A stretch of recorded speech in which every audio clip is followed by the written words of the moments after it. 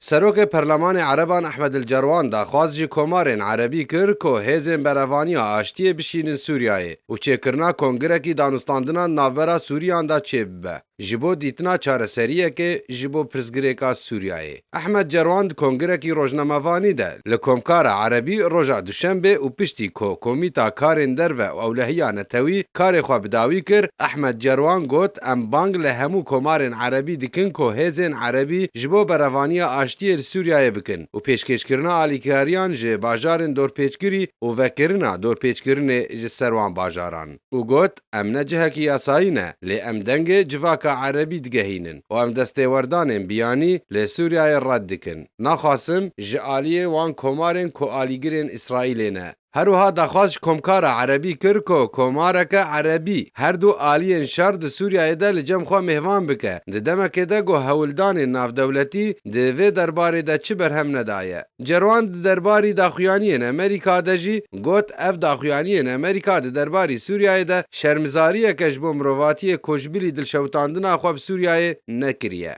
و داخواست جی جواکا ناف دولتی کر که بری خواه بدن دیتنا چارنویسه که خویا جبو سوریای و گرکه او آلیه که بویا صدم که نهشتیه دانستاندن جنیوه سرکوین به ناس کرن.